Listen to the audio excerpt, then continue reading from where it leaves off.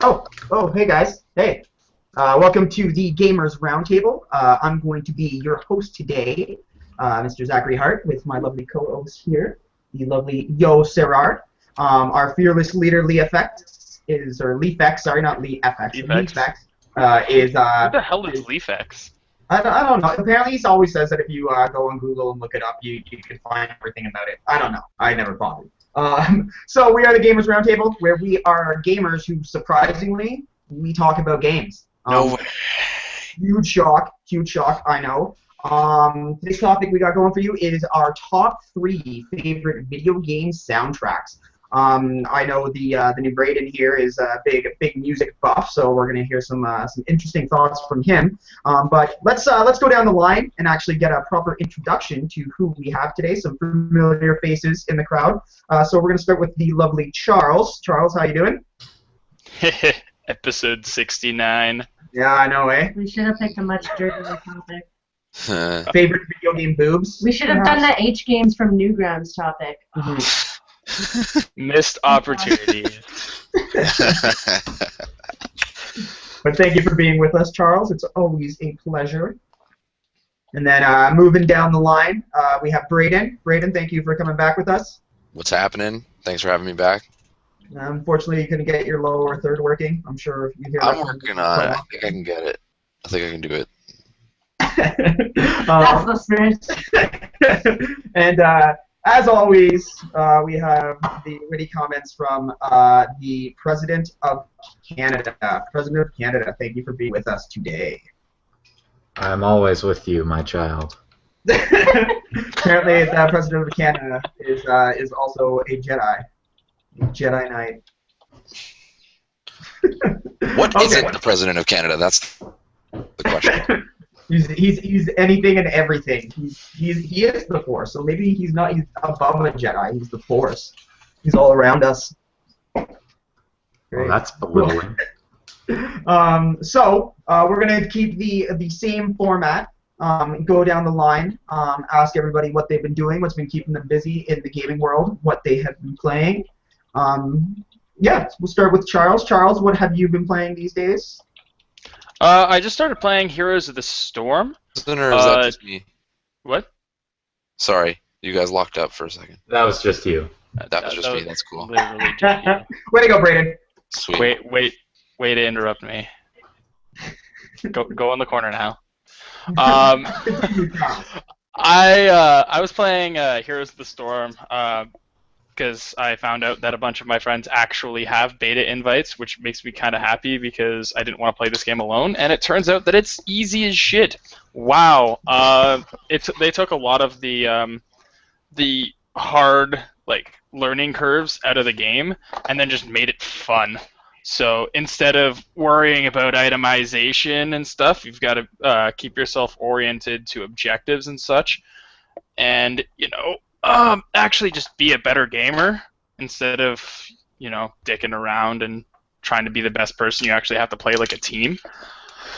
So yeah, it's a lot of fun, and it's a lot easier to play when you have people who know what they're doing, because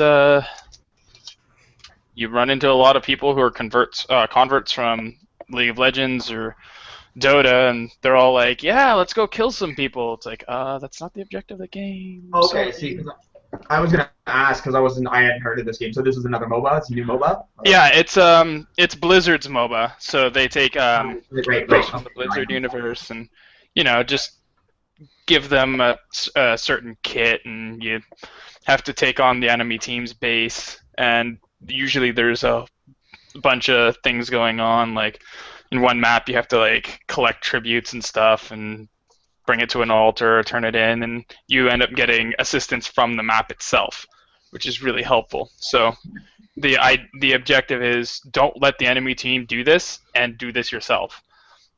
All while, watching lanes, pushing lanes, stomping on people who are out of position. They have these mercenary camps, which permit you to recruit extra creeps that have special ability or extra damage or something. So, there's a whole lot to think about when you actually play the game. But mechanics-wise, it is fucking simple. I I've played like 8 matches with people who have a higher MMR than myself, and I don't find myself dying often, even as a damage-oriented character instead of a survival-oriented character. So, how does the matchmaking work? Like, is it competent, or is it just a clone of League or Dota, or? Oh, it's probably similar to what League or Dota is. I mean, win more games, get more internet points, play against people who have more internet points for all the internet points. Right. Well, I was thinking. All of the internet points. I was thinking more team composition. Is it finally intelligent enough not to match a group of random players against a formed team? Or have they still not unlocked that idea? Well, Dota's usually has smoothed that out. If you're a 5-stack, you're probably playing against a 5-stack. Whereas if you're a bunch of individuals, you might be playing against a duo, and the rest are solo. So Dota that sounds good. Smart like that. And League has, at least in ranked, they'll have where teams only face up against teams, and solo and duo face up against solo and duo. But for normals, I'm pretty sure anything goes because they don't matter. Ooh. Normies don't matter. You heard it here first, folks. Normies don't matter. That's what he said on the books. And you said this is just the beta, eh? Do they have a tentative release date yet? I don't know. No. Nowadays, things are in beta forever, so who knows? Yeah, the They'll never Gmail. release it. Gmail is still Early in beta. access for the win, right? Right on, though. That's cool. We'll definitely have to keep our eyes on it. I've seen I can't believe I didn't know exactly what you were talking about at first, because I've seen actually a bunch of like the character designs and stuff, and they look good for Blizzard designs. My biggest critique with Blizzard is that I find, even like we were talking last time I played a bunch of WoW back in the day. The big thing with Blizzard is I don't like the character designs are they almost look like almost Disney-like, like when you actually see them in like polygon form. And it's just like that's always just been my biggest critique with them. But the character designs did look pretty good. Still cartoony, but good. So we'll keep our eye on that for sure. So, Brady, you can come out of the corner now. Cool. What have you been playing, bud? Recently, I have been mostly playing Smash just due to lack of time. That's usually the game I pick up.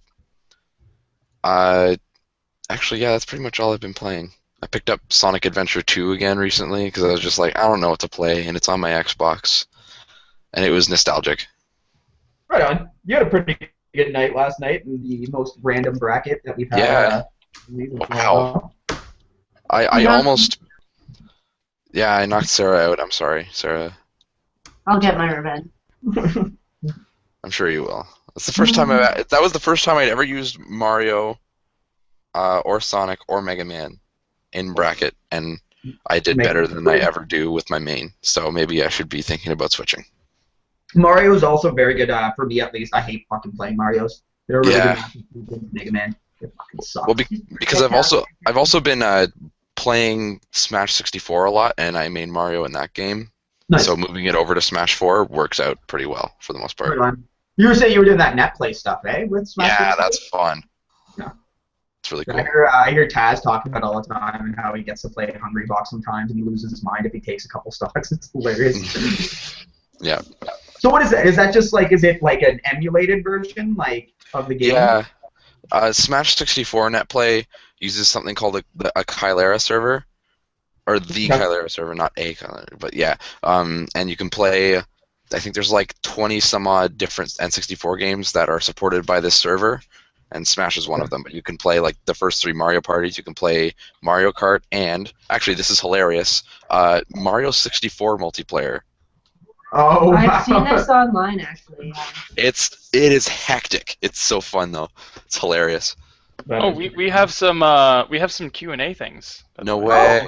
Wow. Okay. No way. Is it me again? It's okay. I've noticed you, guy who games a lot. Here we go. Please notice me. We notice you, Senpai. We notice you. GTA. No, you are senpai. You are a senpai, and you notice him. No, The guy who games a lot, Sean. He's above me though. He's above because he's watching us, so he's more important than I am. This is all for you people. This is all for you. Yeah, GTA 5. I'm not a big PC gamer, and neither am I a big Grand Theft Auto player. However, Adam, Charles, and Braden, what about you guys? GTA 5 on PC? Do you guys think we'll be picking it up? Oh, is that the question? I don't see the question. Oh, there it is. All right, number one fan. Maybe when it's on Steam sale, because I played through the PS3 version, and while 60 FPS and superior resolutions and everything else being better is great, it's $60 that I don't care to pay for right now. If it goes $70 down, if you're you in think Canada. pick it up? Canada. All right, like $80 right now, I guess, is what it would be, because exchange rate. Well, there you go. That answers that question, but feel free to ask more as we go on. So, well, that brings us then to Adam. If you don't have money to play games or to buy new games, what current games are you playing now to hold you to the Oh, man. I just spent a shit ton of money on, like, games that won't be coming for months and, like, Figmas and shit. I have money to burn on stupid shit. It's just like, I already own Grand Theft Auto 5. I've played it. It's unnecessary stupid shit then. Even more unnecessary than usual. Yeah, there you go. So what have you been playing lately? So, Guilty Gear, as usual, with my good friends. I need to play that more. You do. It's really good. I do. With my friend Brett in Pennsylvania. Game has really good netcode, all things considered. Yeah, so that, and I finished off Bloodborne, so to speak. The game has New Game Plus modes that change up a bunch of stuff. I haven't done that yet. It also has randomly generated dungeons called Chalice Dungeons with a shit ton of enemies and bosses that aren't in the main game. Haven't done any of those either. Problem is, I did all the side bosses required to get the true ending in the game, and then I forgot to use the key items they give before the final boss to trigger the true final boss after the fact. So it's like, and it auto-saves after you finish, so it's like, well, guess I gotta play New Game Plus all the way through. You know what, though? At least that's adding replay value, right? I always love the idea of New Game Plus. I always think it's great. So it's not like the way New Game Plus work in From games is that you don't go through the exact same game with your stats and shit. You go through very close to the same game, but with the enemy positions and strengths mixed up, and the boss health and damage drastically boosted. Actually, all the mobs are drastically boosted. So it basically forces you to do these chalice dungeons because you get better loot from them to power up your shit. And it's, they're kind of cheap, so I don't know. Oh, I see. What do you think? What do you think, like time-wise, with the end game stuff? Do you think it's gonna be a good time sink? Do you think it's like worth it? Or? Well, you can keep going through, and like helping people is always fun. Calling in help to fight bosses is fun. All the bosses are really fun too. In fact, there's a funny glitch I want to mention where if you leave your PS4 on, you leave your PS4 on, there's a memory leak. So if you leave it on you leave it on for long enough, and the bosses effectively can't load the alternate attacks. Yeah. So it's like 1 to 3 actual attacks. What? Yeah, I heard about that actually. So that sounds a bit game breaking. People marathoning the game were being like, "Man, this is easy. This game isn't as hard as the other ones," because they supposedly weren't getting the full thing. But from the way I played, it seems as this didn't affect suspend mode or anything like that. So. That's a pretty silly glitch. Like, I don't know. It's a memory leak, right? Like, yeah. Those things happen. Yeah. I suppose it's something they didn't test, but yeah. But you'd figure that you know, boss attacks are probably a little bit more important than, say, you know, Granny's front porch earlier in the level. They could probably just drop the resources for that and, you know, load what you're currently doing. So if it's a memory leak, it's because a programmer isn't properly managing resources in the game. So yeah, I can't comment on From's programming ability, but to give you an idea of mistakes they make, in Dark Souls 2, if you play that game at 60 frames per second, officially supported, the weapon durability in the game by default is based off of how many frames it is inside another object when you're doing an attack. So at 60 frames per second, you have half the durability. That sounds like a way to just fucking piss off. Oh yeah, so you can't use like a spear, because when you attack with a spear, you will hit like 4 corpses in the wall. So yeah, that's the kind of mistakes they make. Fun stuff. That said, Bloodborne's amazing. Holy shit! Like that game has a spooky moment at the end where I'm like, I can't play this. This is getting tough. Spooky. The president of Canada doesn't get scared. We have another Q&A. So I was asking, what do you think games with 2 endings add more replay value, or a game with a new game plus? So I'm assuming like compare. What do you think will add more replay value? I personally, I mean, so one of the games that I've been playing, we'll go to you right after this, but it just actually goes on point to what one of the games I've been playing. I just finished up Chrono Trigger on DS. And one of the good things about Chrono Trigger, now, especially in the DS version, I think there's 19 endings now. I think in the original there was 16. Pretty sure that's it. And I like that factor. I like doing different endings. Some of my favorite games, too, I talk very highly of the Dragon Age series. And like anything where you have a path, I think is always, like, where you make choices is always great for the game. It lets you go back and play through the game again in a completely different perspective, right? Be the nice, good guy throughout the first time, and then be a complete dickhead asshole the next time you play it, right? And it does change the game quite a bit, at least in terms of the story and some of the battles and stuff like that.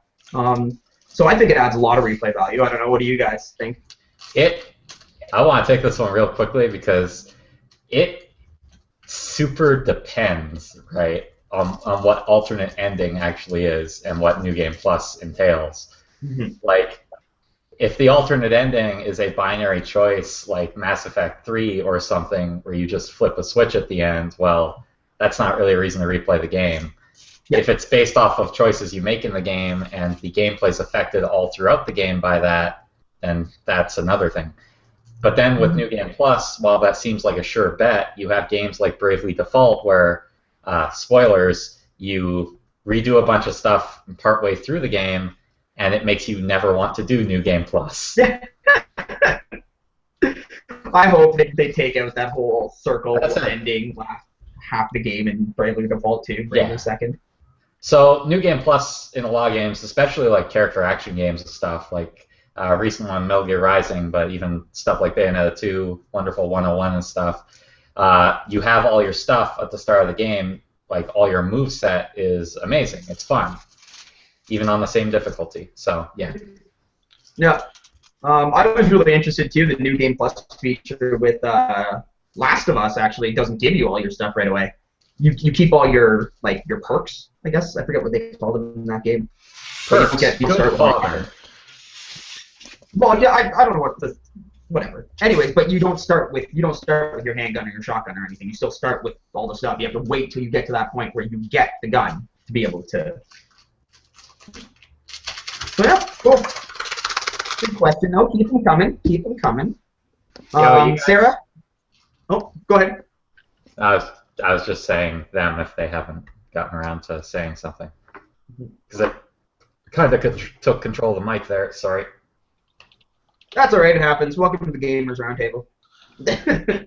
All I was going to say on the topic was, like, it basically just depends on how different, because it either way requires a second playthrough. It just depends on how different the second playthrough is going to end up being. So, like, Infamous has 2 different endings that entail completely different stories throughout the game and different missions. So that's an example of 2 endings having a really good replay value, and then I've never really played a game with a good New Game Plus, so I can't really comment on that. But you see, New Game Plus is like an RPG adventure game thing, and I'm not big on those for the most part. Because he doesn't play Zelda. What a tool. Zelda doesn't have New Game Plus. Actually, they have Master Quest in the Ocarina of Time remake and in A Link Between Worlds. So whatever, Adam. Master Quest isn't NG Plus. Well, it's kind of like play the game again, but backwards. That's cool. Yeah, it's a different version of the game, but it's not NG Plus. It's still really good. That one, however, it's extra replay. Yes, it is. However, also in the 3DS version, though, specifically the 3DS version, I'm just going to be devil's advocate here. You do have to beat the game initially to unlock. Oh, right. Okay. Yeah. I didn't remember that. You don't get it right. So Adam is right, and you're right. You both get it. Yeah, I had Master Quest on the GameCube disc, so it was like, oh, just play it. Transistor does a cute thing with New Game Plus, where they have the recursion if you beat the game, and a lot of the spots where they would have like tutorial things. It just makes fun of the fact that you're being broken up for a tutorial right now. Because like first tutorial, it's like baby's first combat, where you stop time to plan out your attacks, and it actually tells you what your attacks should be, whereas during the recursion, there's different monsters and everything's stealth, and it's just like, well, we don't fucking know what you're supposed to do. That's hilarious. I like when games like pick on themselves too. Well, that was like when we tried to do a game club, and I forced myself through Far Cry 3 Blood Dragon, and then we never, ever discussed it. But that was just a farce of a game, like making fun of games in the 80s. And it was enjoyable for that aspect. Yeah. So, Sarah, moving to you, what have you been playing lately? You haven't actually been playing too much, a little bit, but not too much lately. I haven't played since last week really much other than Smash 4, because we've decided we're going to enter our first non-local tournament, so I need to try to not get my ass kicked and be that embarrassing girl who thinks she can play games but can't, so I'm trying to get less shitty. That's basically it. But we're playing Smash 4 instead of Melee because there's just too much of a learning curve for me to catch up on Melee at this point, so. Yeah, I've been playing Melee. I've been getting back into it on the weeklies. I haven't been doing fantastic. I did okay last night, but yeah. You've been doing about as good as I've been doing, so. No, just simply, like, I'm still gonna play Melee, and I still want to get back into it. There was a period where I was getting, like, at least okay at it. Like, I could hold my own against some of the guys there, but now it's just So Smash 4, it's just fun. It's more for me. It's less of a serious. Like, I'll fully admit it in terms of the competitive nature of the game. Melee is superior. There's no way around that. It's faster. There's more you can do. Yeah. But in terms of fun, I'm enjoying Smash 4. I like the balance of characters. You get new matchups that you don't play very often, quite frequently, because it's not like, oh, I need to know how to play Fox, Sheik, and, like, there's only a handful of people you're ready to fight, but in this case, there's tons. Yeah. And then, so for me, Smash, I've been playing that. I already mentioned I was playing Chrono Trigger. I did pick up Xenoblade for 3DS, so I played about 6 hours of that so far. It's been okay. I've never played Xenoblade before, actually. I'm gonna fully admit that. Some people think that's a sin, but I've never played the game before. This is my first time playing it. And I didn't realize, I knew it was a JRPG, but I didn't realize it kind of had that MMO kind of engine to it.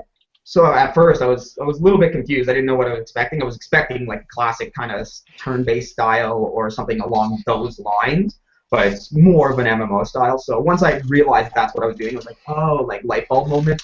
I started enjoying it. It was good. I mean, I read some reviews too because I was looking at the game and I'm like, this kind of looks pretty shitty. Like in terms of the characters. The characters, like their design looks cool, but like graphically they don't look very good. And apparently that's the same thing though with the close-ups in the Wii version. That's what they were saying. It was plagued by the horrible textures and stuff like that. But yeah, been playing that, and then because I beat Chrono Trigger, I decided to start playing Chrono Cross. So I'm playing through that again, and just started that. So yeah, lots of games for you. Yeah, juggling a couple RPGs and playing Smash. You put down the Pokemon. That's not. Yeah, I put down Pokemon for a while. That's not easy to do with you. So. I trained like 10 teams in a row, so I had to take breaks. So I'm at like 90 level 100 Pokemon right now, so it's not a problem. Yeah, it is kind of a problem. It is pretty brutal. But what you gonna do? What you gonna do? Yeah, so that's been about it for me. Q&A again. Talk about tutorials. What do you guys think was your favorite tutorial out of all the games that you've played? Well, you're gonna say Mega Man X. Because there is none. Exactly. He's asking specifically the most not story breaking, aka it doesn't exist in Mega Man. You have to figure it out. Yeah, that's the best. Mega Man teaches you everything within the first stage. So yeah, Mega Man X for me. Charles, you have a favorite? Mega Man teaches you that stuff. Legend of Zelda teaches you that stuff without breaking the story at all. Yeah. I was gonna say Ocarina. Well, except for some of the newer ones where it's just like, hey, shoot this thing. Yeah. Aim with this. It's like, okay. I mean, back when I was 5, we had to learn these things on our own. Well, even A Link to the Past, when you open the big check, A Link to the Past, like, da-na-na-na, 2 little blurbs. This is what this item does. Go. And that's it. Yep. But then you figured out stuff on your own. Yep. It might as well just be on a note in the chest. Be like, by the way, this is a bow and arrow. Like, you should probably shoot things with it. Set it to one of your buttons and go. Yep. Brayden, do you have a favorite game tutorial? Okay, cool. We're back, and we noticed me. Favorite game tutorial? That's a good question, actually. Has everyone else said something, or can you come back to me? Adam hasn't yet. I'm just going down. Come back to you. Adam, do you have a favorite game tutorial? President of Canada. Mr. President. Would you like to comment, sir? Oh yeah, I muted my mic. So. So you didn't hear me going a lot. So. I guess I could say like Demon's Souls and Dark Souls simply because the tutorial is get smashed. Get your ass kicked. Well, I just like it in that it presents a challenge immediately that you think you're supposed to fail, but you can win if you know what you're doing. Perfect. That's cool. And Sarah, what about you? Anything stands out for you? I was going to say Ocarina, so Charles. Cool. Yeah, it's built into the story. You get your shield, and then you get your sword. It's just the way the story goes is you learn each thing at a time. The boss battle is based off of that weapon usually. Just makes sense. Right on. Yeah, cool. Plus, early in Ocarina, there's a bunch of the information is just on the signposts around Fikiri Village. So it's like, explore! Except for when you leave the shop, it makes you Z-target or something like that. Yeah. Oh, I do have to say too. Another one I want to add is like just the original Pokemon. Your first battle with your rival. You get taught how to catch Pokemon, and that's about it. No. Yeah, that's a good point. DMC 1's good because you get to the first boss and it kicks your ass for several hours. Yeah, that's true too. Oh, that's a good one. Oh, I'm supposed to not get hit. This is gonna sound silly, but I don't really play a lot of games with tutorials in them. Puzzle games don't tend to have much. It's not all I play. I play a lot of them, but it's not all I play. I because they sort of joke about how you can skip it. It's just like teach you how to play the game, or press B if you think you already know how. There you go. I love when you have the ability to skip a tutorial too. Yeah. And cool. And I also enjoy when the game teaches you how to play as you go. So like when old games will throw a concept at you, say, hey, check this out. Throw another concept at you, hey, check this out. And hey, check these two things out together. Things like Mega Man are great. Yeah.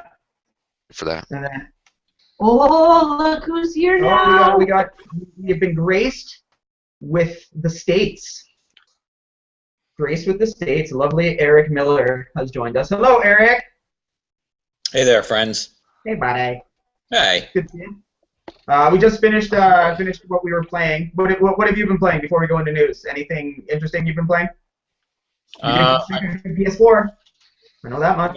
I just hooked up the PS4 after it was sitting here for a couple weeks. It took me 4 hours to download Last of Us Remastered.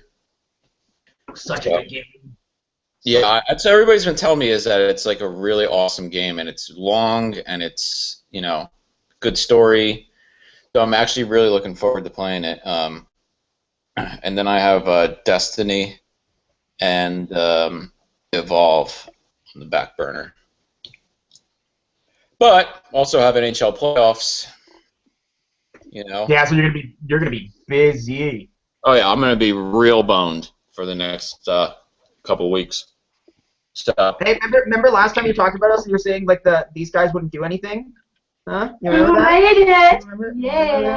Yeah. Well, you guys are gonna get smoked in the first round anyway, so. Against Montreal, come I'll on. figure out price, no worries. What? You're not even intimidated by the Canadians at all? No. We beat them 2 years ago. Yeah. All right. You don't have Alexander Daig anymore, or Alexa Yashin. Just keep that in mind. But I got a huge boner for Stoner, so. He is good. Do you guys have? You guys don't have that. The hell is that young kid's name? Oh no, he's on the Wild. Garba. Sorry, yeah, he's pretty nuts. Yeah. We have a Gryba. Cool. All right, moving to Not a news hockey pieces. Yeah, podcast. not a hockey podcast. I could talk forever. Any longer, and I would have just asked what is hockey. Yeah, Charles just left.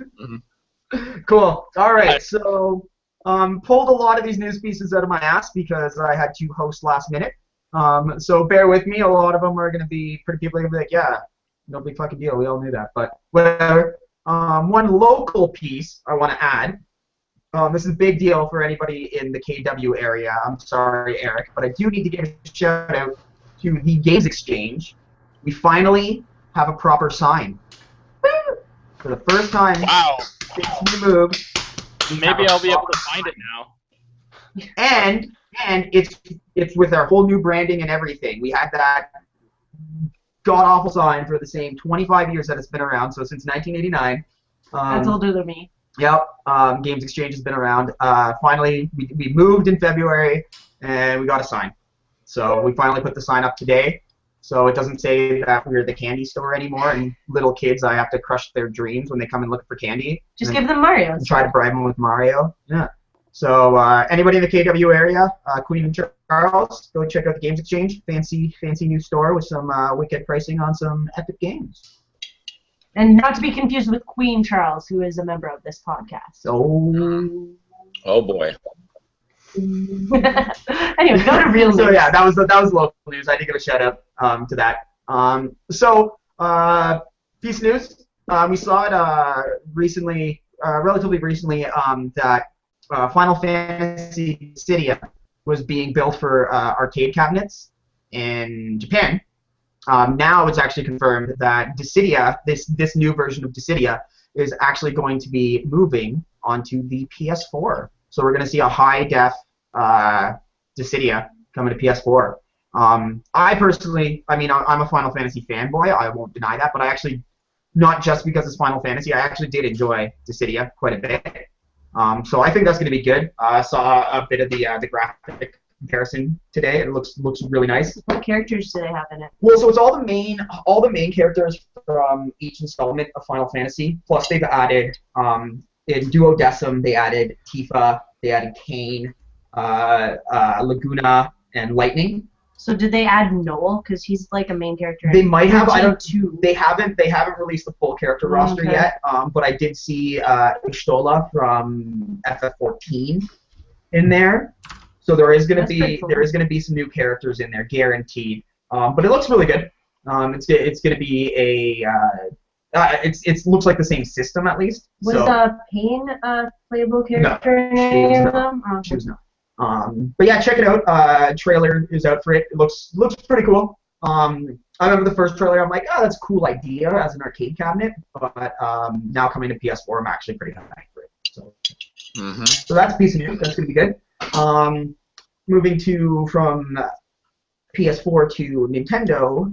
Not really Nintendo exactly, but EB Games Canada recently, I'm not sure if anybody's followed them on Twitter or Facebook or anything like that.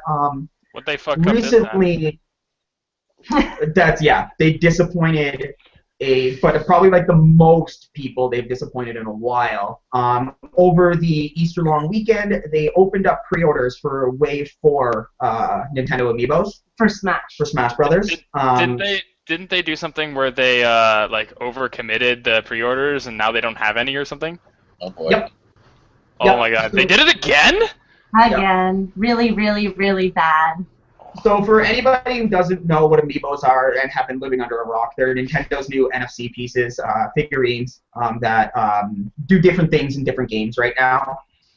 So they're using Smash Brothers. You can have you can train up like a computer-controlled character. Some of them all costumes in Mario Kart.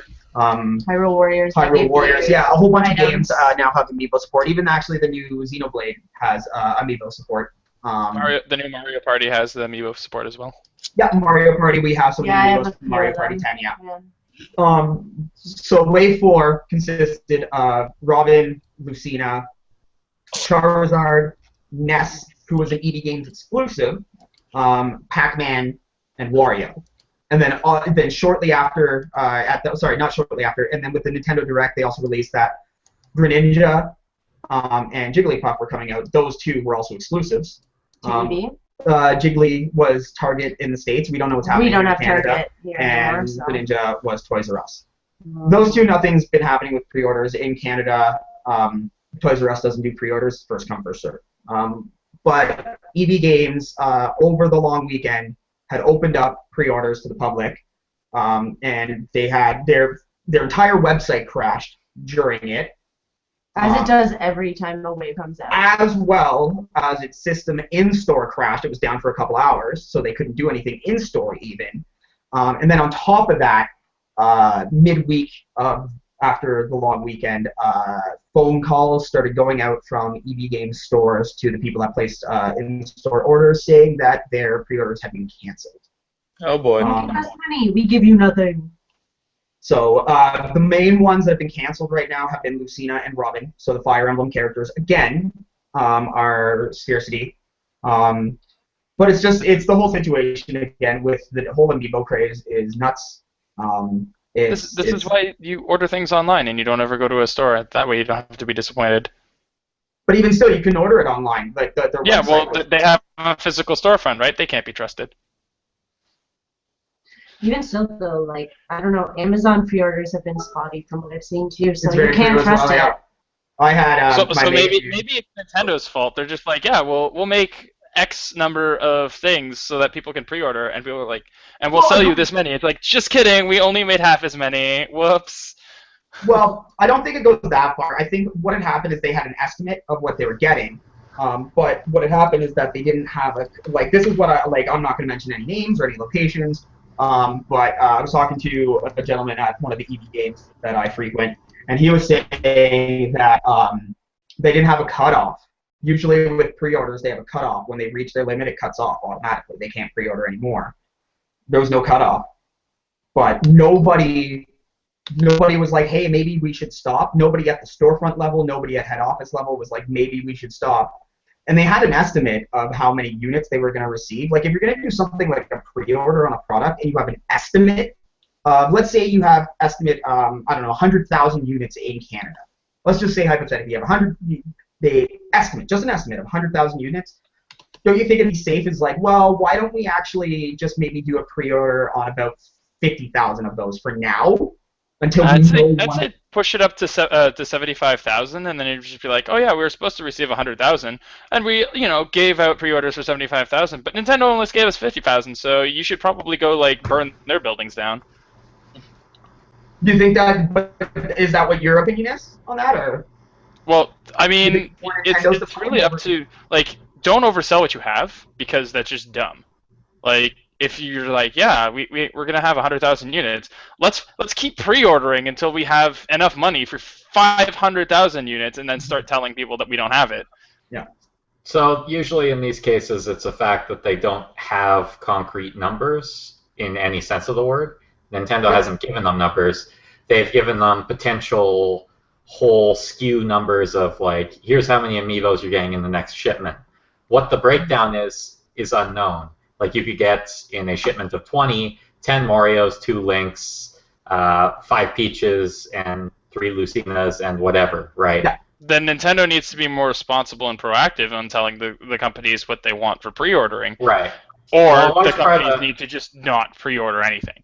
That's what I was going to say. That was going to be my point. Like, a large part of the problem, by the way, is that whole strike that was happening on the West Coast. I don't know if that's still going on. West Coast shipment strike, it was pretty hurtful in California.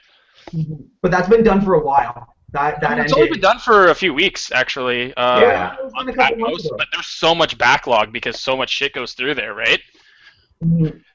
So, here's my opinion on the situation as somebody who was affected by it. I had a Lucina and Robin amiibo cancel. I'm not gonna lie, I expected it.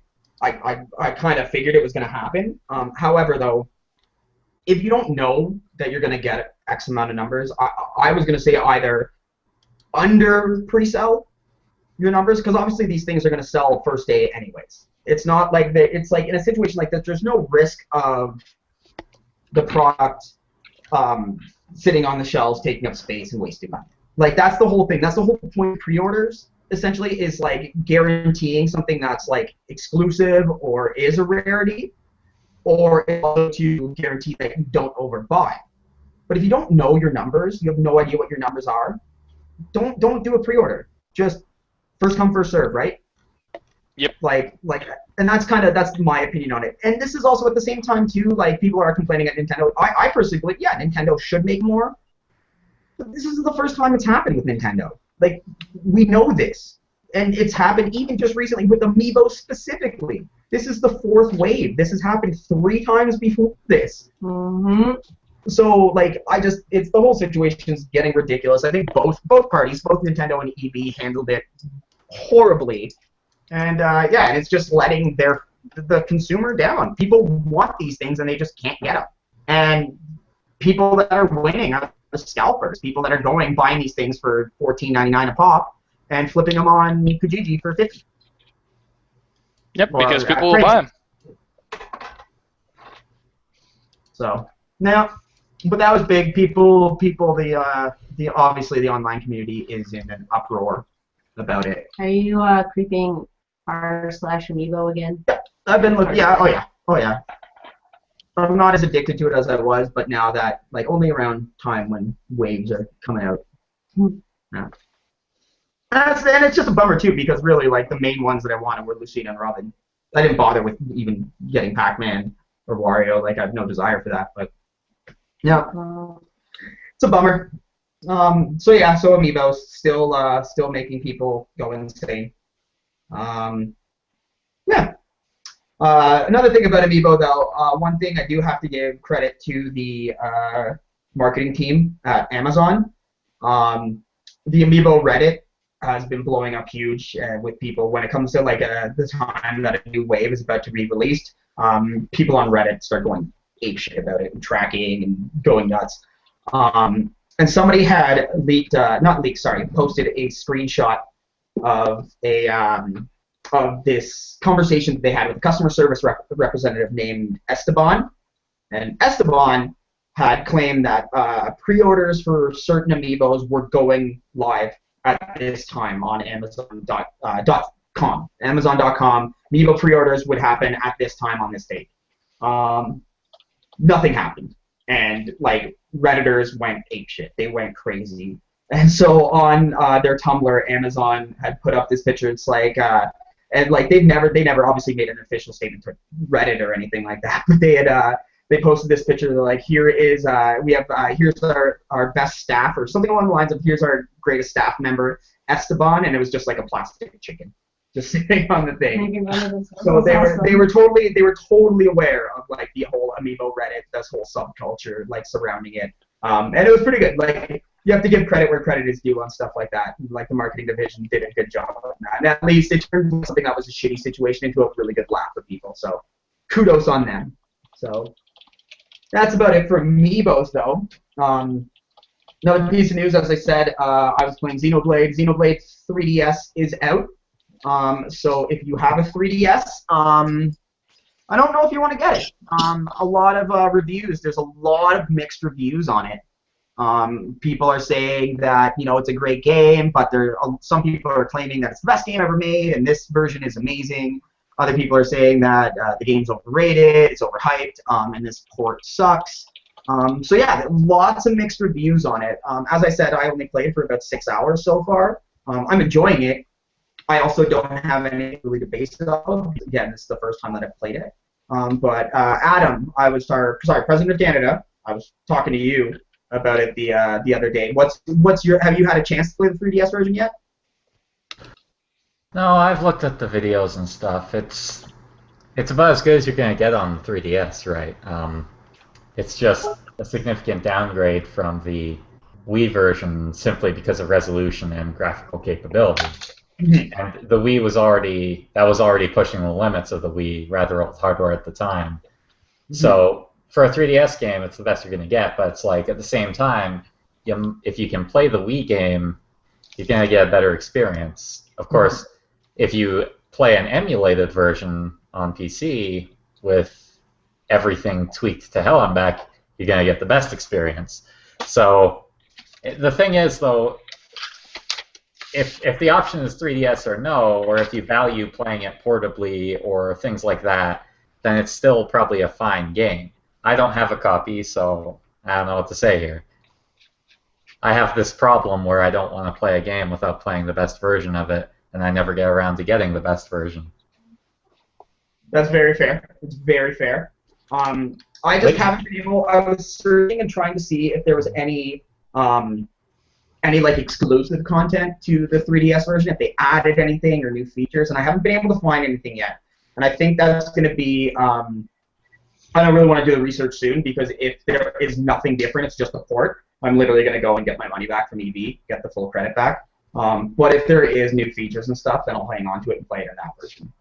Because I did pick up the Wii version, but I just haven't had the time to actually play it. So I'll have to do some digging on that and then get back to you guys about it. But it is out. A lot of people are going nuts over it. It's the first game specifically for the new 3DS. So I mean, certain games obviously we knew that was going to happen. They're going to be 3DS, new 3DS exclusive. So it's the first one. So beginning of, I guess, new console. Not really new handheld, but that was that could actually lead me into one of our Q&A questions. Somebody was asking too. Do you guys think we're ever going to see a new installment of a new handheld? Do you think we're going to get a next generation handheld? My answer is yes. Obviously, we're going to see one from Nintendo. I think probably in the next 3 years. Yeah, isn't Nintendo working on some sort of like secret project that's probably like cross-platform portable console that should work with a like TV console? Isn't that something that Nintendo was interested in, or is that like super speculated and probably going to be real? Like, we were discussing that, like when we were discussing what? I said I'm not going to give a definitive yes or no if that's like if they actually said that, because I don't really know. No, we know that we don't know that they're working on something like that, but that seems like a logical solution for them, given that, you know. I thought they were working on a next gen like console. Yeah, right. If they're working on a next gen console, they could also work on a next gen portable console that could work in conjunction with their living room one. So, like, think of how the Nintendo 3DS could have been integrated with the Wii U, but it just never was. I feel like that's Nintendo's next step, if anything. So the next Nintendo console that they self-titled the NX has no concrete information except that they say they are dedicated to sticking with the console business, whatever that may be. Nintendo has recent patents and announcements of sorts around a weird torus donut-shaped screen, so like touch screen supposedly for some device. What that actually entails, who knows, because the patents they had for the N64 controller were all over the fucking place.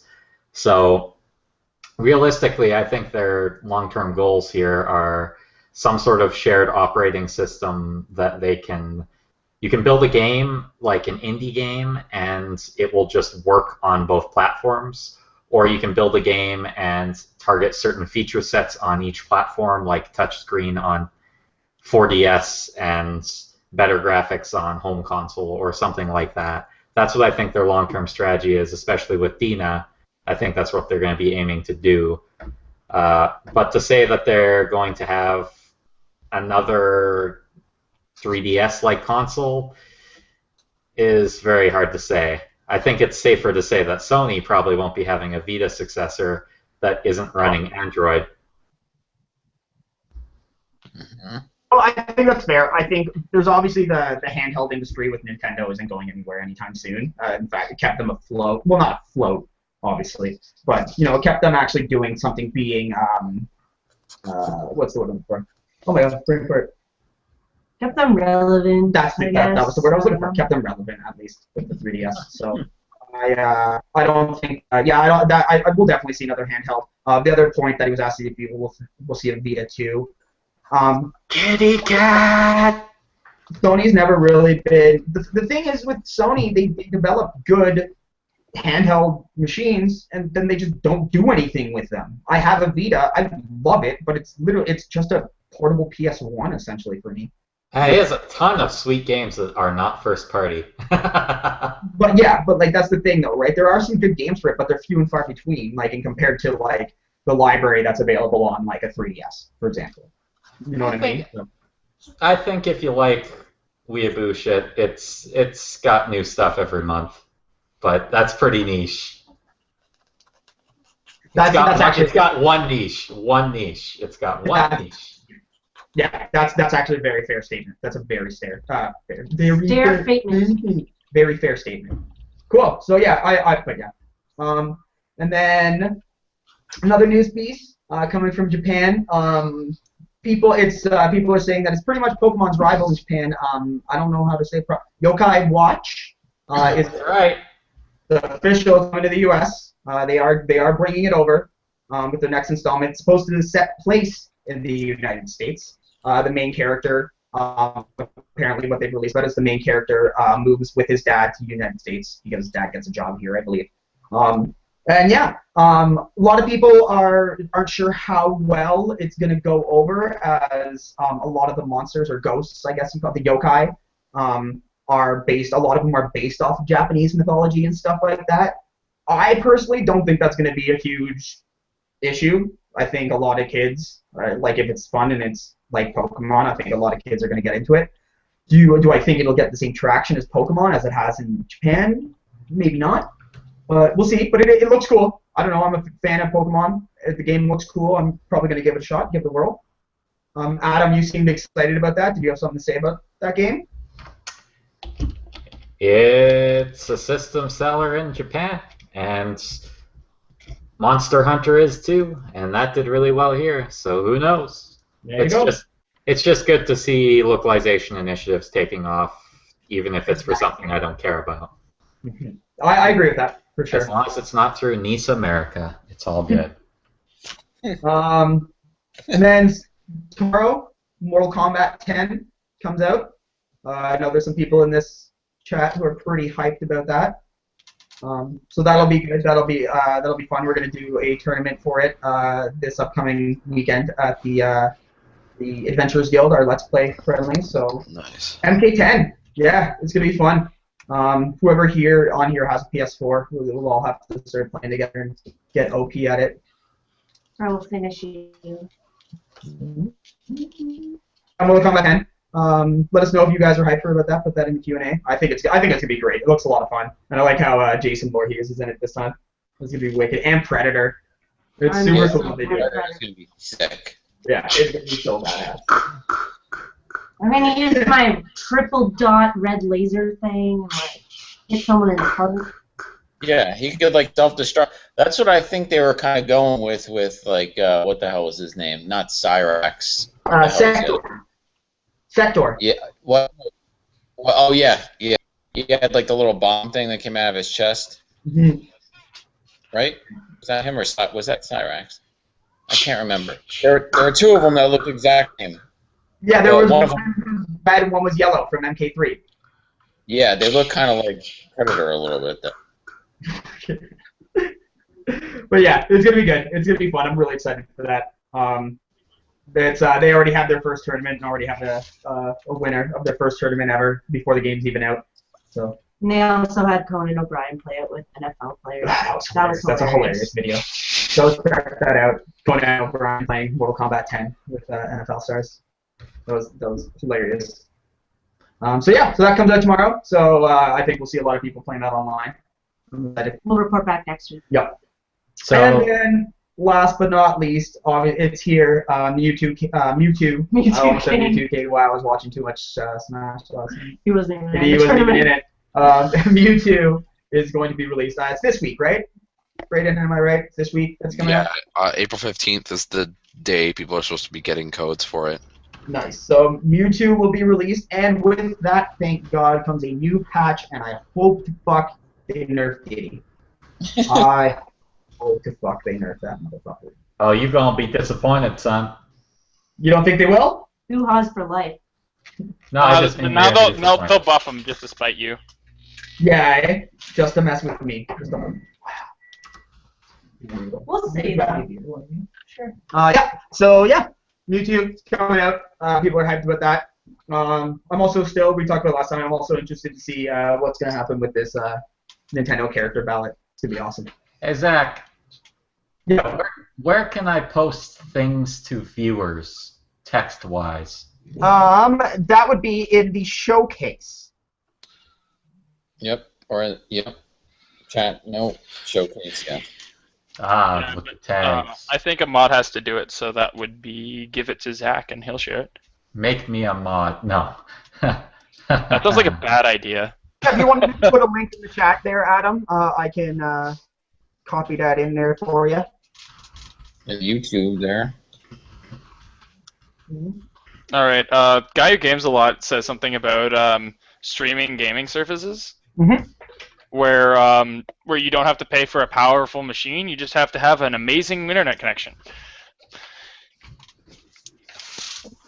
Yes. Cool. Yeah. Sorry about your luck, but this is not going to happen in Canada anytime soon. Maybe in areas with really low latency and really high bandwidth, you'll be able to see it. But I use screen sharing programs like pretty often, like daily almost, and the amount of lag that you get for like a word processor on your screen is awful. Have you actually tried anything like the PS4 Sony streaming service or anything like that? Because it is night and day from something like remote desktop software and things like that. Like the way it works is fundamentally designed around interactive inputs and compressing the video as fast as possible instead of quality. Yeah, but you gotta have a machine that's. I suppose. I mean, if they've got a system that's like strong enough to and designed for that, then it may work. But like, unless you have something, you'd have to have a lot of power in order to handle something like that. And even then, your internet connection is still a bit of a problem. If you've got a high latency connection or your connection drops in the middle of it, unreliable connection or Comcast internet, like you might end up with the worst gaming experience of your life. Yeah. You can do something like basic X264 or H264 encoding, and it should be fine. And GPUs have that on the hardware now, so it's like not too intensive. But the thing is, you're right, the latency thing kills it. Even if you have a server a city over doing all the work, that's still 30 to 50 milliseconds, 3 to 5 frames. You play in a fighting game, that's on top of lag with playing with someone, that's unacceptable, right? Oh yeah, it's terrible. But for a lot of games, like an RPG, like Persona, that is absolutely fine, right? Yeah. So, like, if you're playing games where you're like some of the games that you have where you either have your snap shooters where like you have your trigger finger sort of gameplay, but like your Final Fantasies or your JRPGs, it's perfect because the decision making is not that quick. Or you know what else? You know what else would benefit because you could offload a lot of the processing? Civ. Yes. So the guy who games a lot mentions that he has high speed connection. That is helpful for, say, high def streams, but the problem is latency isn't dependent on that. It's dependent on a variety of factors, the networking infrastructure between you and the server, and most importantly, the speed of light. So there's some upper bounds there that you can't help no matter how much money you pay. Right on, right on. Cool. All right. Well, that's it for me for news. Did anybody have any other pieces that they wanted to share, or should we mosey along into our topic? Yeah. Hmm? Hmm? Topic. Hmm? Topic? Topic? Yeah. Okay, we're on the topic. So, we decided, last minute decision, clutch decision, that tonight is our top 3 video game soundtracks. So it's going to be top 3? Oh, I gotta work harder now. Oh, dude, you have no idea how sad I was that we have to do 3. This is one that we can revisit all the time, right? And like it's good. I wasn't part of this. I believe this topic came up pre Sarah and I. It was just Brayden, basically. No. I meant like it as the Gamers Roundtable. Charles, were you a part of a conversation like this before? Top soundtracks. Yep. So I'm just gonna reuse mine. It's fine. There you go. So that works. Done. At least we got some different opinions, right? So we can revisit this maybe in the future. So we will go down the line. Since he was a latecomer, he hasn't got to say much. So let's start with Eric. Eric, what is your number 3 favorite video game soundtrack? Mega Man 2. Yeah. Nice.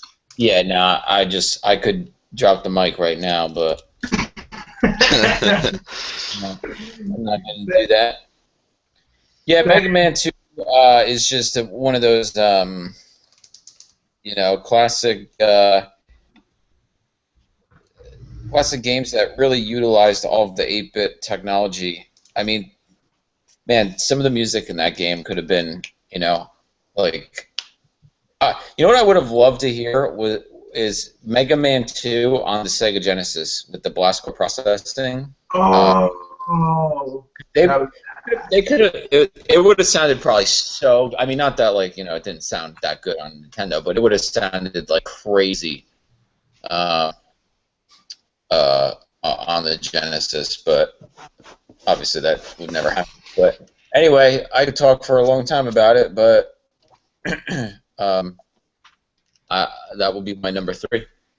Right on. That's my favorite. If the few times that I do win a Smash 4 match, and you get the Mega Man 2 theme. Dun, dun, You get that every time. dun, So satisfying. So satisfying. Yeah. Amazing. Yeah, Mega Man 2. I remember I'm sure. I think I might have told this story on the podcast. When I was a kid, I used to turn on. When I was little, super little, would turn on the Nintendo just to listen to the music. I wouldn't play the game. I would just listen to the music. Drive my siblings and my grandmother ape shit. But yeah, and Mega Man 2, that was one of those games that had the best soundtrack. Mm-hmm. Good choice. Very good choice, sir. Charles, you seem very excited about this, but you only got 3, so name your number 3. I'm gonna go ahead and just hit 2 birds with 1 stone and just say Darren Korb is a fucking genius. He did the soundtracks for both Bastion and Transistor, so I'm gonna go ahead and strike 2 off of my list at the same time. Oh! Another mic drop. That's fair. Those games do have really, really good music, and I haven't even played the game. And anytime I've been wanting to play those so bad. They're on my list of games that I need to play. I've got both soundtracks on my phone. Nice. I bought both of them. You made me listen to them once at Jack Burger. They're so good. Yeah. They're so good. And anytime I've seen any gameplay or anything, or watched anybody play it, like it's just so atmospheric. It's so perfect. So good call. But that also leaves you out for next round. No, It's true. That's true. No, it's fine. It's fine. It'll give me more time. Oh, right. Based on, on the closer. Yeah, that's fair. Cool. All right, moving along. Braden, you seemed also very, very hyped about this. So, number 3, what's... So, just before I'm a musician in real life, so that definitely affects how nostalgia. And I'm also a composer, so stuff that I think is like well composed is usually stuff I like. So not necessarily stuff that's atmospheric, but stuff that I like to listen to on its own without the game. So even though there are lots of great scores for video games, I don't usually think about that. I'm usually thinking about what songs I like listening to independently. So I'm gonna start with my number 3. This is I couldn't order them. I really tried. I couldn't order them, but my number 3 is going to be Donkey Kong Country. If I had to pick one, I'd say 2, but I really just want to say the whole series because they're very similar. If I had to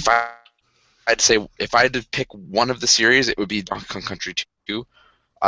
Just because I don't know, I like those songs a lot.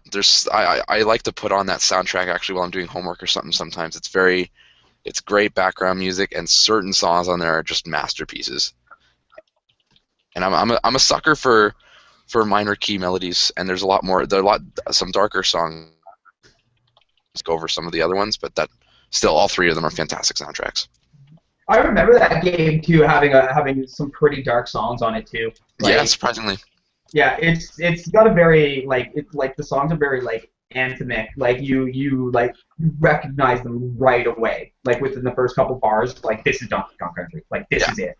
It's got its own, and that's the thing too. Like I'm a musician myself and played in a band, and even when I talk about bands, just bands in general or musicians in general, that's one of the things that I appreciate about a good band is something that you within the first couple seconds of the track, that's them. That's like their the sound. signature. Yeah, and Donkey Kong Country definitely had that 100%. Yeah.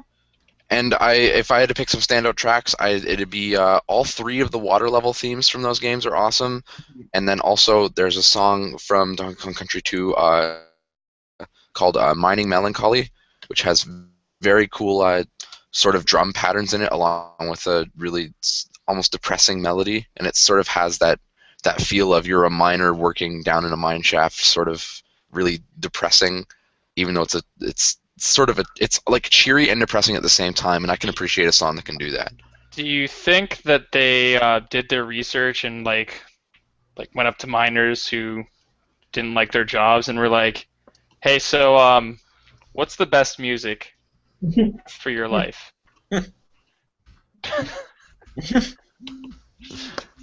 Depends on.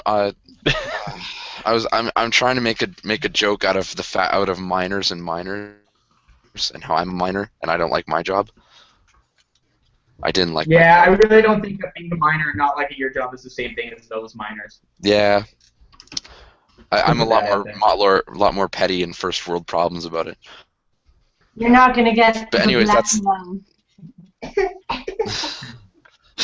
I couldn't get the night off to visit my friends, and now I have to instead work and get money. My life is hard. Oh yeah, well. Yeah, it's a good thing I don't have a job anymore. So fuck off. But good choice, very good choice. Those games have wicked soundtracks. I've always thought that. So very good choice. Okay, moving along. President of Canada. What's your number 3 favorite soundtrack?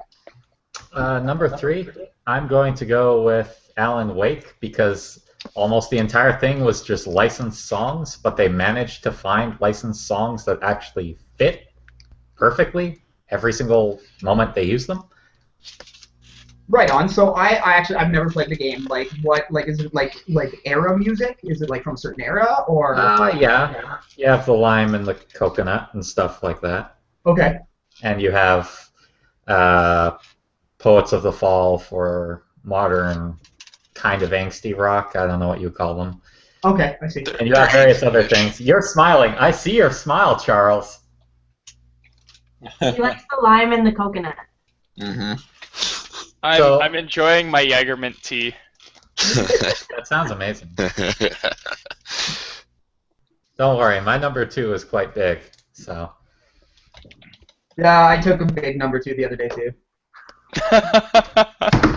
I get it. Awesome. Hey, it's 18 episode plus. 69. I gotta do something with some sort of genitals or bowels. That's PG. We've already dropped F-bombs. 18 plus. Right on. Okay, moving along before this goes too far. Before this gets out of control. Yeah. Oh, you're way too late. You already did it. Oh yeah, fuck yeah, guy who games a lot. The Hotline Miami, like especially 2, is fucking incredible. Yeah. The soundtrack. Oh yeah, it's like it was perfect in 1, and somehow they outdid themselves for 2. Right on. Right on. I will look that up then. Yeah, I don't know anything about it. Also, his comment about E3 predictions. It is a little bit early for those. Very early. That's why I was going to mention that later on. Yeah, but very early. The way that I'm reading his question, it's like, I think we will see a lot of new IPs or a lot of squeals. And Sequel. You can't make fun of our only viewer for his typos. No, it's not a typo. It's how I read it because he's in the wrong place for it to be a typo. Also, we have 2 viewers. Oh, went down to 2 1. viewers, no way. Look, you made someone go away. Oh no. Good job. Way to go. Hey, All at right, least I didn't turn my camera on and drive everyone away. Because we can't see you. Taking one for the team, man. But yes, we will see a lot of sequels. So I actually just thought of one that I'm so angry that I missed, which has to be my number 1. And Adam, I'm going to give you credit for inspiring me to remember that. So now I have it on my list, and I'm trying to cut one, and I'm having a really freakishly hard time. But I'm going to start number 3 with a game I didn't actually play that much, but is important for what I like in terms of music outside of video games, which would be Sims 2, because it featured a Simlish version of Paramore's Pressure. And this was way back in like 2000, and it's got to be like 5 maybe, like a decade ago.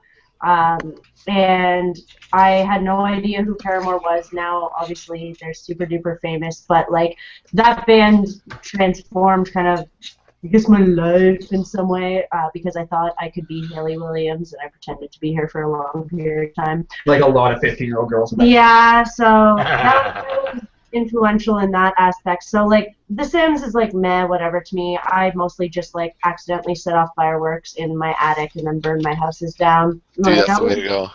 That's kind of just how I play The Sims. But the fact that they had this like up and coming band do a song, is I think pretty meaningful. So I want to give shout outs to that, even though that game and soundtrack in particular are not overly important to me. I just have to put it out there. So that's number 3. Right on. They get better, I promise. No, that was fair. That was really good. Really good. If you want to hear something though, like hearing all of these songs in Simlish where it's just like random garbled not words, it's actually hilarious. So if you want entertainment, the Sim soundtracks are hilarious for that reason. Cool. Right on. So I'm going to go with my number 3. So again, I'm kind of pulling a Charles here. And kind of rate it's more based on the composer, Shoji Meguro. I hope I'm saying that right. So he's the guy who does he's the composer for a lot of the Atlas ISP. So he does the Persona 3, Persona 4, as well as Catherine. And what I really like about those soundtracks is that if you listen to them as a whole, it's really dynamic. And he's got like a lot of almost like kind of J-pop like funk stuff in there, but as well as like typical also JRPG music when it needs to be like atmospheric and stuff. And even like just when you're doing like the S-links through the game, if anybody's played a Persona game, like they know about S-links.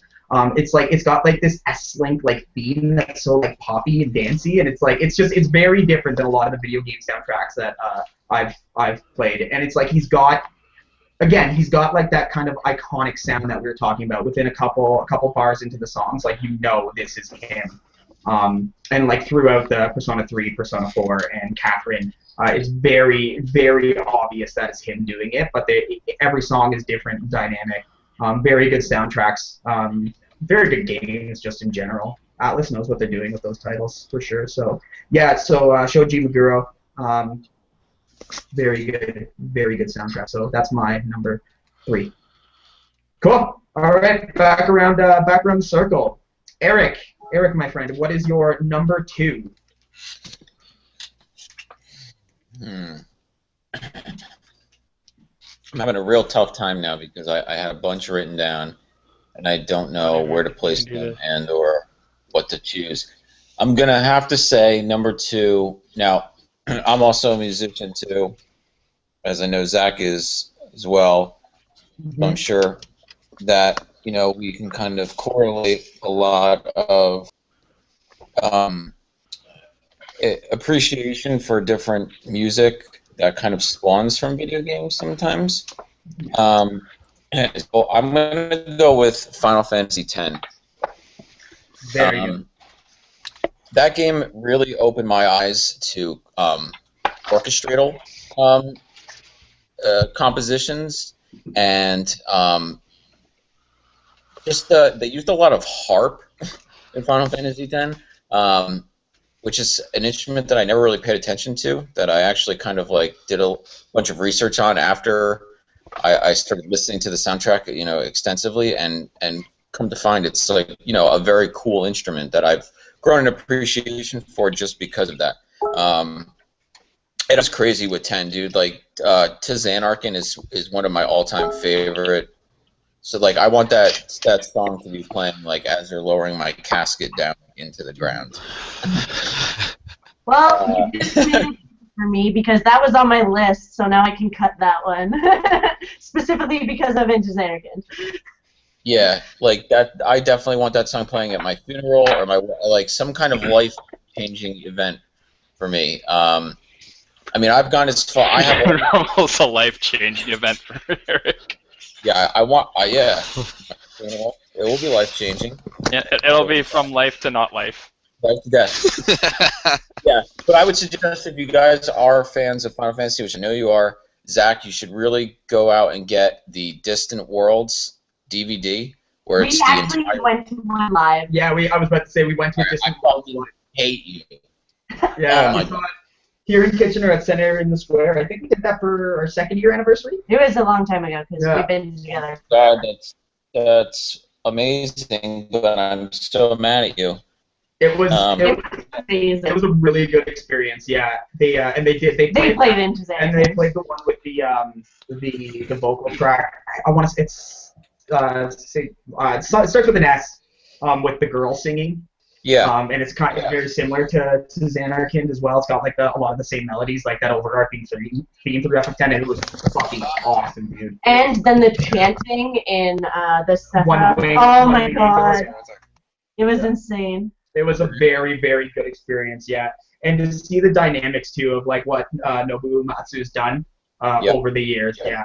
It's really good. I want to pick up that's another Wii game. I was talking about Xenoblade earlier. That's another Wii RPG I want to pick up is The Last Story, because he also does the soundtrack to that as well. Oh. Yeah. Mm-hmm. So, anyway, great pick. Amazing pick. Yeah. We're not biased at all, though. And Braden's opinion doesn't count because he doesn't like good things. Yep. This is what I am told every day of my life. You know what? The Tetris soundtrack is great, and if that's one of yours, I'm really sorry. All right, good choice, Eric. Moving along to Charles. Okay, so first thing I did was said that I liked a composer, and now I'm going to go ahead and say that I like a game studio, that game company. Their games have really good soundtracks, like Journey, Flower, like those games. Yeah.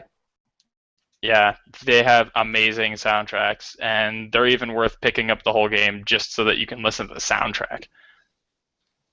Very true. Mind you, like PS4 really exclusive like stuff. So. atmospheric stuff, eh? Yeah. Like almost like the Delta Wave style kind of music. It's how you got you have like a taste in video game music for sure. For sure. Though yeah, I've Flower is something that I've really wanted to play. I remember seeing that one of the E3s and like the indie section. I'm like, that looks so fucking cool. And like again, like I hear in the music too, it looks fucking amazing. So definitely want to take a look at that. I'll definitely just listen to the soundtrack too because it looked really good. Or sounded really good. Yeah. Cool. Good choice. Very good choice. Very good choice.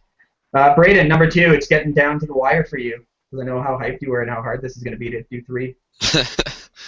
Well, I'm a guitar player by trade, and that's why my second soundtrack of my favorites of all time ever is going to be Sonic Adventure 2. Mm-hmm. Because Nice. I really could say both Sonic Adventure games, but again, in that series, I would pick 2. Because Crush 40, the band who does the vocal tracks for each Sonic game, and the composer, his name's so hard right now, Jun Tsunoe or something. It's like even harder than most Japanese names. But and his guitar work phenomenal, and I love when games have interesting guitar work and catchy melodies just in level themes, because often I feel like these days composers are getting very lazy with having a catchy melody. Like you don't play through a level of a game like I remember the melody from that level and I stuck in my head. Rolling around everything at the speed of sound. I think I still once a week get like Green Hill Zone trapped in my brain. I can't get it out. Yeah. Well, I have the Crush 40 album, best of Crush 40 album stuck on my iPod. Nice. So I listen. Sonic music is probably the only video game music that I would actually like put on my iPod and listen to regularly. Because sometimes I like to put I like to put soundtracks on sometimes, but not on my iPod listening to separately. But I love all those songs, and I especially love the guitar work and the attention to melodies that actually stick in your head. Like stuff that I can sing along to.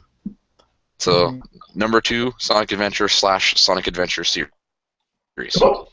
Right on. Very fair. Very fair. Good choice, sir. Sonic is always a good choice when it comes. Oh yeah, I can only think of like a couple Sonic games that I don't like the soundtracks for, and they're all new ones.